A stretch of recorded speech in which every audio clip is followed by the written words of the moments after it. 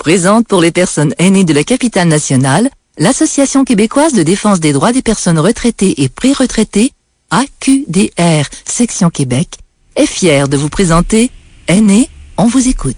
Alors, bonjour aux auditrices et aux auditeurs. C'est encore moi, Judith Beck. Aujourd'hui, là, on a un fameux entrevue. Vous allez trouver que c'est très intéressant. Mais avant, je voudrais aborder quelque chose avec vous. On a le 19 février de 13h30 à 15h30 une magnifique conférence sur mieux comprendre la maladie d'Alzheimer et les maladies apparentées.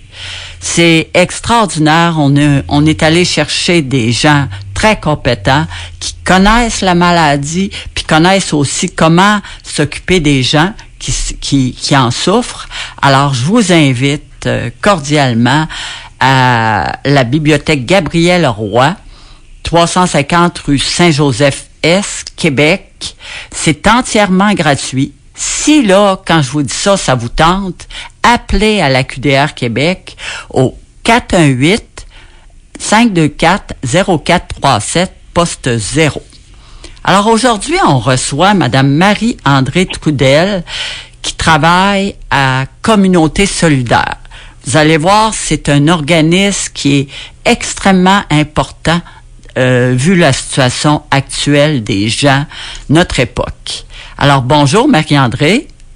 Bonjour, Mme Gagnon, ça va bien? Oui. J'aimerais ça que tu abordes, on va aborder tout de suite, quelle est la mission de Communauté solidaire?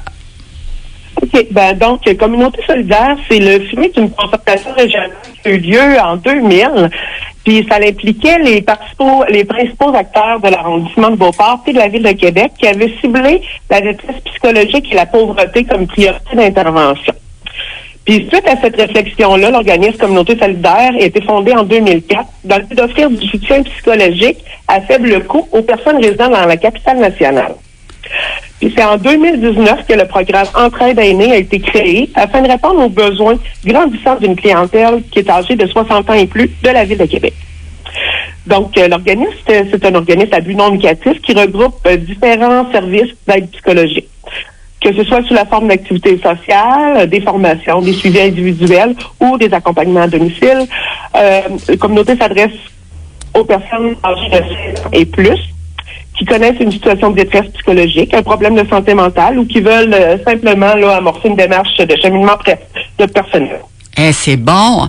Est-ce que vous avez, Marie-André, des lieux de rencontre où les gens, parce que nous, on a souvent des demandes des gens qui disent on est isolé, on n'a pas de lieu de rencontre. Est-ce que vous offrez ça aux personnes? Nous, dans le fond, dans le cadre du programme Entraide aînés, nous, on fait des suivis à domicile, mais par contre, on organise des activités ici au Chalet Savio, au 75 rue Savio, dans l'arrondissement de Beauport. Et puis, dans le cadre du programme Entraide aînés, on a les cafés rencontres qui ont lieu un mercredi sur 2. On a aussi différents ateliers là, qui sont offerts aux aînés. Et puis, les gens se rencontrent ici, là, justement, dans le cadre des cafés rencontres les mercredis, pour briser leur isolement, pour se divertir, surtout. Le mot d'ordre des cafés rencontres, c'est vraiment « on s'amuse ». C'est sûr que si on peut intégrer des choses aussi, là, au niveau de l'apprentissage, puis au niveau des organismes du milieu, on le fait aussi, mais le mot d'ordre, c'est vraiment « on s'amuse, on brise l'isolement, on change les idées ». OK. Alors, si nous, on veut vous envoyer des gens, est-ce qu'on peut, vous voulez avoir des personnes juste de Beauport ou de l'ensemble de la Ville de Québec? Puis comment les gens font? Oui, dans le fond, les gens ils peuvent communiquer avec nous directement à l'organisme au 418-666-2200. Oui. Et puis, à ce moment-là, on peut donner toutes les informations nécessaires. Les gens qui viennent au Café Rencontre n'ont pas nécessairement besoin d'avoir un suivi en individuel dans le programme Entraide aînés. C'est ouvert à tous les gens de 60 ans et plus qui veulent briser leur isolement. Oui. Donc, ils peuvent appeler pour les informations. Ils peuvent aussi visiter notre site web. Oui. Qui est au communauté avec un S à la fin, solidaire S à la fin.com. Puis sur le site Internet, on a toutes les informations, les activités à venir, les ateliers à venir et tout. OK. Vous êtes une intervenante. Oui, moi, je suis intervenante au programme Entraide aînés depuis 4 ans maintenant. Bon. Mais c'est parfait, vous êtes la personne toute désignée pour me répondre. Les aînés qui viennent ici, est-ce que c'est plus des femmes, plus des hommes? Est-ce que vous voyez, là, il y a une détresse psychologique, peut-être moins d'argent? Donnez-moi un peu un petit portrait des gens qui viennent chez vous. Oui, ben dans le fond, les gens qui viennent chercher nos services au programme Entraide aînés, c'est des gens souvent que la grosse majeure, c'est effectivement, comme vous l'avez nommé, l'isolement social. Mais aussi, on a beaucoup plus de problèmes de santé mentale qu'il y en avait avant. Et puis pour votre première question, ben s'il y a plus d'hommes que de femmes, ben c'est sûr qu'on se le cachera pas. Hein, les femmes demandent souvent plus d'aide que les hommes. Mais depuis les dernières années, on a remarqué une belle augmentation des hommes, puis surtout à nos cafés-rencontres. Il y a 4 ans, j'avais 2 messieurs. Maintenant, on a presque 8 messieurs. Oh mon Dieu, les messieurs se décident à venir. Les Ben, messieurs c'est parfait. décident, oui. C'est parfait. Mais quand les gens viennent, Marie-André, est-ce qu'ils viennent souvent? Est-ce qu'ils deviennent comme habitués, puis que vous devenez leur milieu de vie, en quelque sorte? Oui, vraiment, puis on l'entend tous les mercredis parce que on a presque à toutes les 2 semaines, à tous les mercredis qu'on a des cafés rencontres, on a souvent une nouvelle personne. Et puis cette nouvelle personne-là souvent va nous verbaliser à la fin, ah mon Dieu, je me sens bien, c'est comme une grande famille. Les gens viennent une fois, puis finalement ils restent avec nous. Fait que il y a 4 ans, on avait à peu près 4 à 5 participants au café rencontre. Maintenant, on a entre 10 et 20 là, à chaque café rencontre.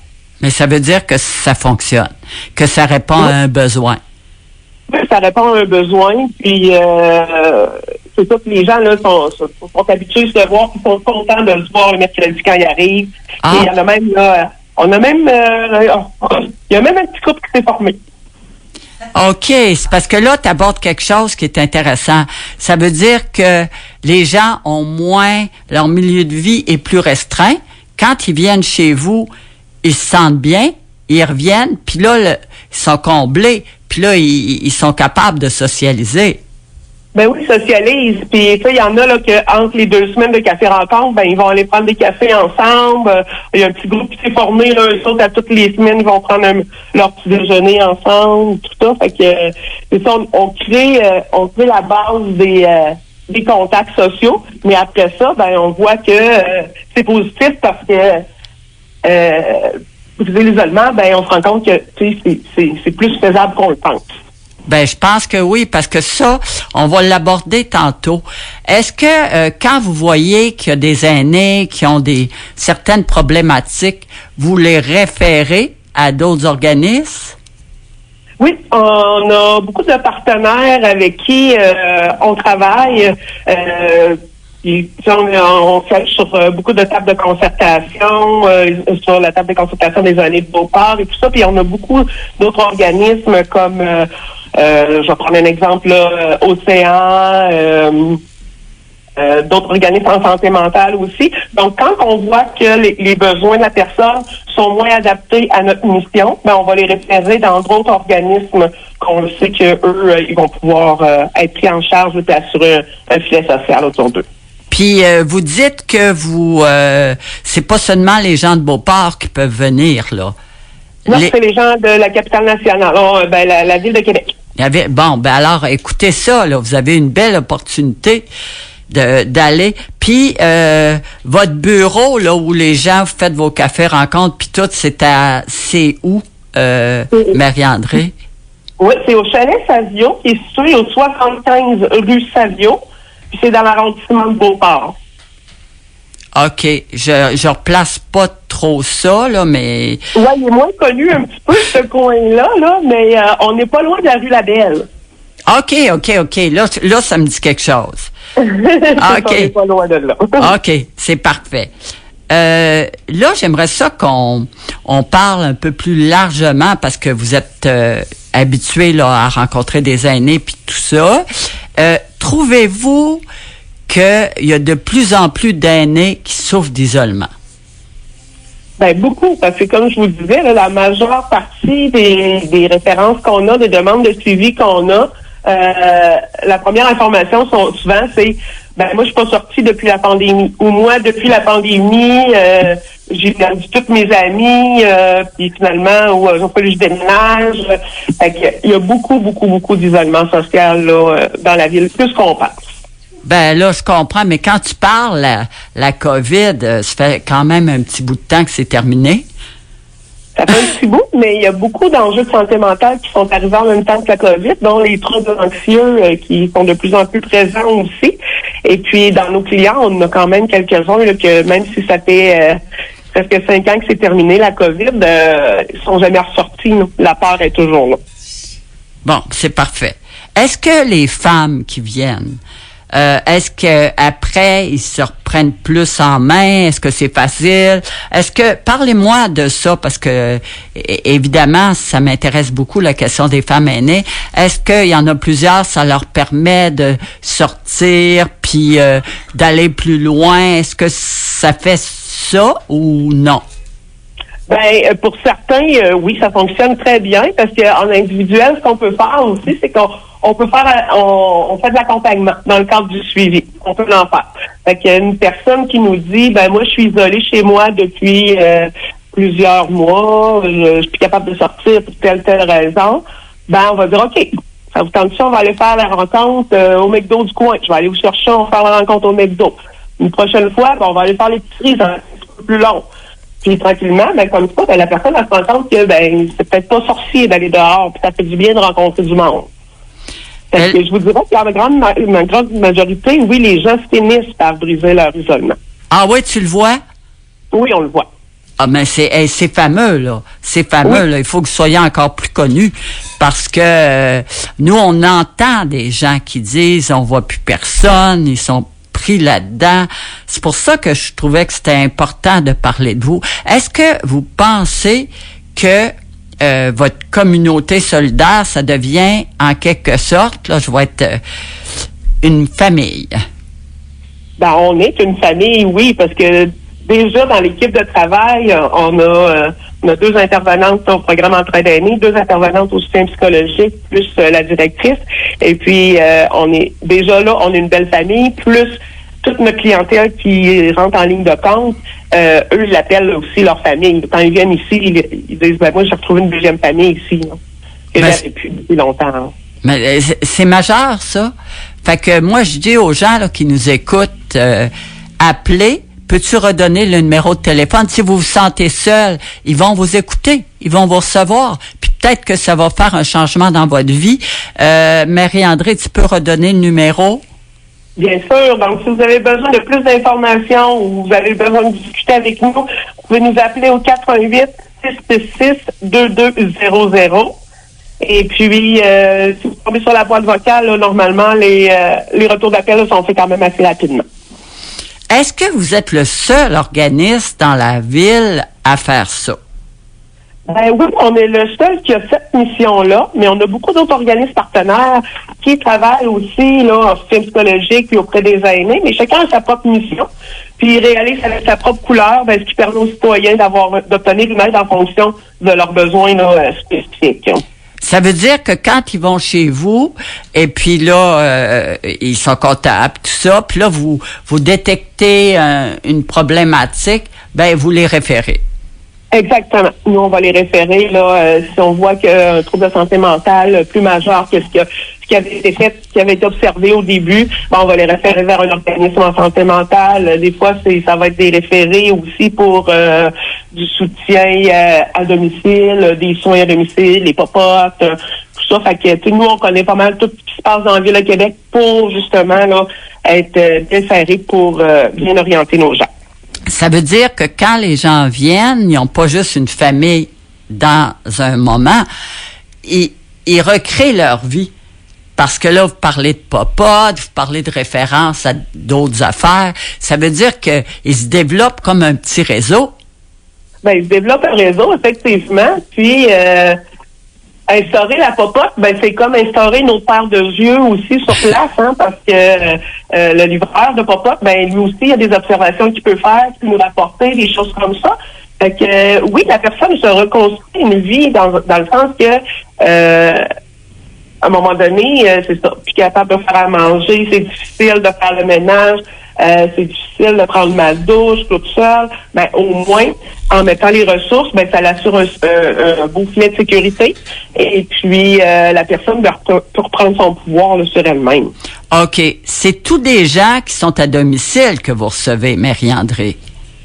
On en fait aussi ceux qui sont en résidence pour personnes aînées. Ah oui? Oui, des gens qui ont des fois de la difficulté à s'intégrer dans leur nouveau milieu de vie. Des gens qui, finalement, de déménager, ça l'a causé d'anxiété. Fait que là, nous, on va aller comme tempérer tout ça. Mais à la base, le programme est vraiment pour maintenir l'autonomie et la sécurité de la personne âgée chez elle. Ben c'est majeur, hein? Quand on parle de soutien à domicile, vous faites aussi du soutien à domicile. Nous, on en fait, oui, effectivement. Mais moi, on va pas aller faire le ménage, on va pas aller faire des douches ni de popote. Non. Mais nous, on va assurer un suivi. Des fois, ça peut être aussi du désencombrement qu'on va aller faire. Fait que pas énorme, là, mais quelqu'un qui est comme perdu un petit peu parce qu'il y a trop de bois ici et là, ben, on va aller faire du rangement, du classement de papier avec eux pour qu'ils reprennent leur pouvoir là-dessus. Et puis fait que c'est ça. Fait que on travaille un petit peu de tout pour que la personne arrive à être autonome le plus possible chez elle. Est-ce que vous le voyez souvent, des gens qui sont encombrés, qui malheureusement sont tout seuls, puis sont très encombrés dans leur lieu? Le voyez-vous souvent? On le voit souvent. Je pensais pas, moi, que c'était autant que ça. Bon. Il y en a beaucoup, et c'est ça, hein, des fois, les gens, à force d'être isolés chez eux, ben, ça ramasse, mais à un moment donné, ils se rendent compte que là, il n'y a plus de place pour ramasser. Là, des fois, il est rendu trop tard. Un autre point que je vais aborder avec vous, parce que vous avez une grosse connaissance, est-ce que vous voyez des gens qui, à un moment donné, sont plus capables de payer leur loyer à cause de l'augmentation des coûts? Est-ce que vous voyez ça? Est-ce que, tu sais, parce que quand tu vieillis, tu peux plus retravailler, là, tu as moins d'argent, puis tout ça. Est-ce que vous voyez ça? Ça, on le voit énormément. Puis c'est une triste réalité parce que il y en a avec un petit chèque à la fin du mois, une fois que le loyer est payé, il n'y a plus grand-chose. Fait que nous, on va s'assurer que le loyer soit payé. Et puis après ça, on va mettre en place soit les banques alimentaires, les cuisines collectives, des choses comme ça qu'au moins la personne va pouvoir assurer une bonne alimentation quand même chez cette personne-là. Mais on le voit énormément. Puis qu'on le voit le plus aussi, c'est des gens qui, là, ils pourraient plus rester chez eux. Leur désir serait d'aller en résidence pour personnes âgées. Mais c'est loin d'être accessible, là, les résidences pour personnes âgées. Donc, c'est pas tout le monde qui peut aller vers là. Souvent, ça vient qu'on ne sait comme plus trop où les relocaliser. Parce que là, tout coûte trop cher. Parce que même se relocaliser dans un autre appartement, avec le coût des appartements aujourd'hui, s'ils partent d'un appartement à 700 $, aujourd'hui, on revient en bas de 1 000 $. Exact, je le sais. C'est pour ça que je vous posais la question. Parce que ça n'a pas de bon sens, là. S'ils partent de leur logement qu'ils trouvent trop cher, comme vous dites, ils vont payer encore plus cher. Mais qu'est-ce qu'on va faire avec ça, Marie-André? Est-ce que vous en voyez qu'ils deviennent itinérants? Là, jusqu'à maintenant, dans nos dossiers à nous, on n'en a pas vu. Il y en a peut-être, par exemple, qui sont devenus itinérants et qui sont avec d'autres organismes aussi. Mais tu sais, il y en a qui se posent souvent la question à savoir où est-ce que je vais m'en aller, moi. Si j'ai plus d'argent demain pour payer mon loyer, là, qu'est-ce que je vais faire? Je vais me ramasser dans la rue. Mais on peut pas envoyer une personne de 82 ans dans la rue, là. Mais tu as absolument raison, là. Ce que tu touches, là, c'est crucial, là. Mais ils vont faire quoi si à un moment donné, ils sont vraiment plus capables? Ils vont faire quoi? Moi, je te dis, ça me tracasse, ça, cette question-là. Ça, là, je vous dirais, Mme Gagnon, c'est une de nos priorités, une de nos inquiétudes, là, majeures, parce que on en voit tellement, là, que c'est ça, la peur est là, là. Puis, comme vous dites, on attend quoi, là, avant qu'il se passe quelque chose? Il va falloir qu'il y ait quelque chose qui débloque à quelque part, là, qu'il y ait plus d'argent pour nos aînés, qu'il y ait plus de milieux accessibles, des résidences pour personnes âgées, mais à faible coût, là. T'as raison, parce que nous, c'est une grosse préoccupation qu'on a, parce qu'on ça n'a pas de sens, là. Puis, en plus, comme vous dites, à un moment donné, tu peux plus rester chez vous parce que tu deviens moins en forme, puis t'encombres ton appartement ou t'es plus capable, mais on dirait qu'il n'y a plus d'issue. Eh ben non, c'est ça. Tu sais, nous, on a des gens là qui habitent dans des appartements au 3e étage, mais ils sont plus capables de descendre et de monter. Là. Ils vont faire quoi, eux autres? Mais qu'est-ce que tu fais quand il y en a au 3e étage qui a de la misère à bouger? Qu'est-ce que tu fais? C'est ça. On a déjà vu un client qui a fallu vraiment marche par marche, à côté sur nos épaules, à descendre tranquillement. Puis après ça, ben c'était quasiment monter l'Everest pour retourner, là. Mais c'est difficile pour ces personnes-là, là. Comment tu vois, qu'est-ce qu'on devrait faire? Moi, on se questionne beaucoup à la QDR. On va créer un comité avec un paquet de monde, puis je vais certainement vous demander d'être avec nous. Mais qu'est-ce qu'on devrait faire? Parce que c'est une réalité qui est vraiment là, mais on fait rien. Puis ça va aller de pire en pire. Ben oui, puis ça va pas aller en s'améliorant là avec avec tout ce qu'on voit, tout ce qui augmente partout. Fait que je vous dirais vraiment, Mme Gagnon, pour l'instant là, c'est une grosse préoccupation, mais on voit pas pour l'instant quelle issue qu'on pourrait vers quoi on pourrait aller. Mais il va falloir qu'il y ait quelque chose qui change, ça c'est certain, là, parce que il y en a trop de personnes là, qui peuvent pas se relocaliser. Là. Puis même aller en CHSLD, ça devient trop cher aussi parce qu'ils en ont pas d'argent. Ah, mon Dieu. Ben là, je pense que là, tu touches quelque chose qui est fort important. Mais en CHSLD, par ailleurs, si t'as pas d'argent, ils peuvent baisser le coût. T'étais au courant de ça, là? Oui, c'est certain, mais il faut quand même... faut qu'ils payent quand même. Si on a plus d'argent pour se loger, ça va coûter quand même quelque chose. Fait que je ne sais pas vers quoi on s'en va. Ah non. Je le sais, je veux dire, on est à la même place, là. Nous autres, on est vraiment très inquiets. En vois-tu, par ailleurs, pis c'est ça, qui vivent à 2 ou à 3 pour payer moins cher puis s'entraider. En vois-tu qui font ça, là, qui résident ensemble parce qu'ils disent, ben là, on va s'entraider puis ça va nous coûter moins cher. Vois-tu ça ou tu vois pas ça du tout? Ben, moi, je ne l'ai pas vu, mais j'ai eu des demandes, par exemple. Il y a quelques madames âgées qui me disaient, mais moi, j'aimerais ça vivre en coloc avec quelqu'un. Fait que, tu sais, ce serait peut-être quelque chose à penser aussi, parce que je suis allée voir, j'ai exploré un petit peu, puis je sais qu'il y a des sites de cohabitation senior en France, mais il faudrait essayer de développer quelque chose comme ça. Ça a l'air d'être bien. Ou aussi, ce que j'avais vu, là, c'est des étudiants qui habitaient avec des aînés. Fait que comme ça, il y avait une question d'entraide aussi entre les deux, puis de diminution de coûts aussi. Fait que, moi, je pense que la cohabitation, ça peut être quand même une solution là à développer. Ouais, parce que, en faisant attention aussi, mais je veux dire oui, parce que d'une certaine façon, ils sont pas tout seuls, puis ça coûte moins cher. Oui. D'une certaine façon. Avant de terminer, je voudrais qu'on parle franchement là du futur. Ça veut dire que on est à la même place. Il faudrait une meilleure des services plus facilitant pour les aînés, plus proche d'eux. Comment tu vois ça, Marie-André? Ben, j'aimerais ça mettre des belles lunettes roses puis vous dire que je vois ça très positivement à l'avenir, mais pour nos aînés, mais même si je mets mes lunettes roses, je vois pas en rose qu'est-ce qu'il pourrait y avoir de plus positif, là, mais c'est parce que je me dis avec tous les besoins qui augmentent chez la clientèle, les troubles de santé mentale, les troubles, les maladies dégénératives et tout ça, mais il faudrait qu'il y ait plus de services en santé mentale pour les aînés qui soient mieux connus, qui soient plus accessibles, mieux adaptés à leur réalité. Il y en a plusieurs qui disent, ben oui, moi je pourrais avoir un suivi, mais il faut que je me déplace au CLSC. Il y a une personne qui peut venir chez nous. Mais moi, j'ai pas d'argent pour payer mon temps à tous les semaines. Là. OK, tu vois ça aussi? Oui. Ça veut dire que c'est intéressant ce que tu dis, que il faudrait que les services se déplacent.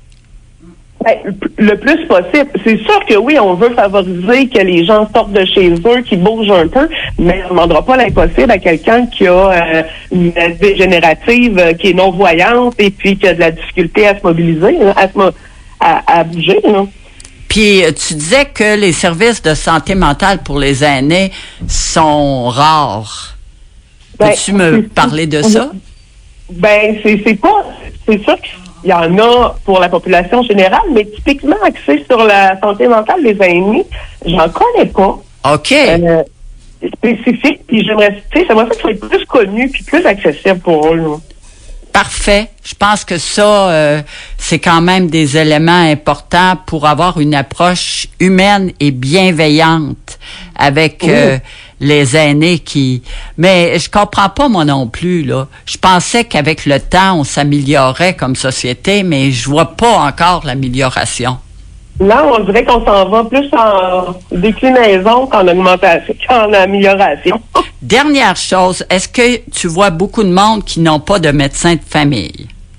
Énormément. Je vous dirais que 80% de notre clientèle n'a pas de médecin de famille. Mais ça, c'est gros, là. Là, ça me coupe un peu. Mais qu'est-ce qu'ils font? Ils font le 8-1 puis toutes ces affaires-là. Vous leur aidez? Exactement. On va faire soit le 8-1, on va faire le GAP, le fichier d'accès. Et puis, souvent, on va les accompagner dans ces démarches-là parce qu'il y en a plusieurs qui vont dire, ben oui, mais va sur Internet.